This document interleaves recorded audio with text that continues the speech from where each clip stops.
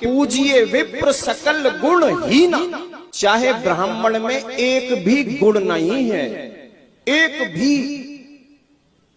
वेद ना पढ़ा हो, शास्त्र ना पढ़ा हो, कोई ज्ञान नहीं हो, सकल गुण ही ना, यानी कोई गुण ना हो, सारे गुणों से विहीन हो, फिर भी ब्राह्मण पूजनीय होता है। शूद्र चाहे कितना भी वेदों का ज्ञाता क्यों ना हो, शास्त्रों का ज्ञाता क्यों ना हो, शूद्र कभी पूजनीय नहीं हो सकता। भागवत जी में लिखा है, विरक्तो वैष्णवो विप्रो।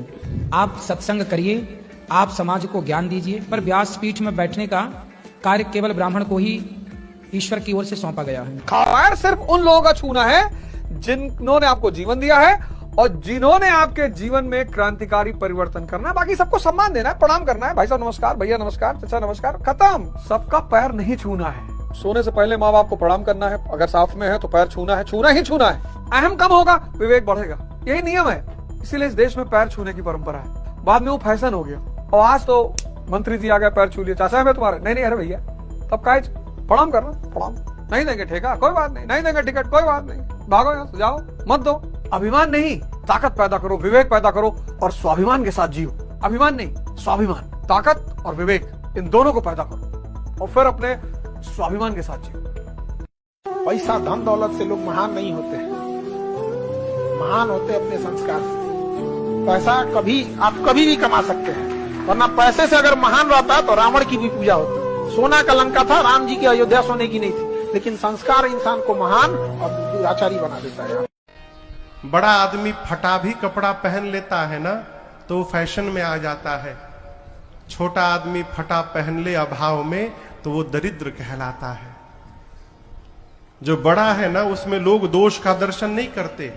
यहाँ पर कमा है इनका। आप अपने बेटा से कितना संतुष्ट हैं? बहुत बहुत, हम कहते हैं कलयुग का देवता है। हाँ जी, कलयुग का देवता है। ऐसा बेटा भगवान सबको दे, सबको दे। जैसे मातृ सेवा मामूली बात नहीं है, धर्म यही तीर्थ स्थान हो गया इनका, इससे बढ़कर कोई तीर्थ नहीं है।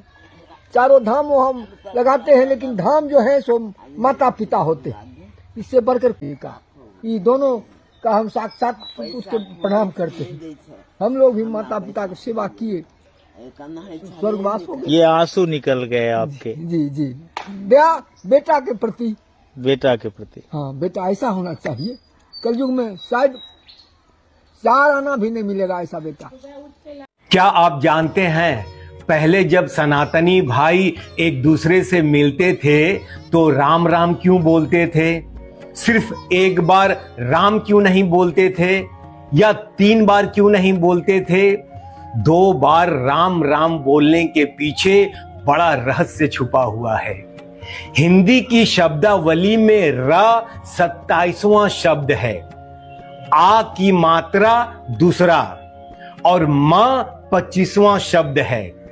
तीनों अंकों का योग करें, 27 + 2 + 25 तो टोटल 54 हुए, अर्थात एक राम का योग 54 हुआ। इसी प्रकार राम राम का कुल योग 108 होगा।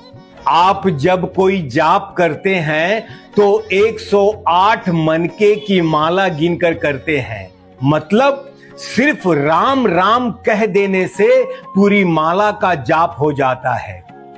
अब फैसला आपको करना है कि जय श्री राम बोलकर एक व्यक्ति को खुश करना है या राम राम बोलकर ईश्वर को प्रसन्न करना है। देखो मनुष्य जाति भी कितनी कमाल की है। पेड़ पर धागा बांधकर विश्वास कर लेती है कि कुछ अच्छा हो जाएगा। सूरज पर विश्वास है कि जल दिया है तो काम बनेंगे।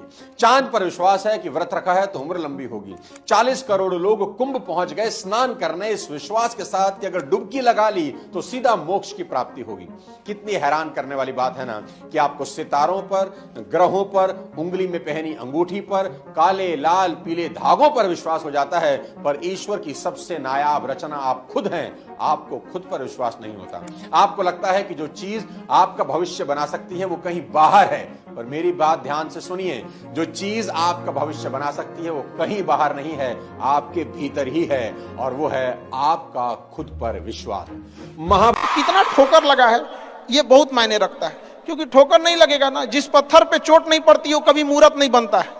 तो इसलिए जितना आपको चोट लग रहा है तो ये आपके लिए अच्छी बात है, क्योंकि बड़े बड़े लोगों की जिंदगी में मुसीबत आती है, वो मुसीबत ही आती है बड़े लोगों के लिए, क्योंकि फिल्म में जो सबसे टफ रोल होता है ना, वो बढ़िया हीरो के कंधे पे दिया जाता है।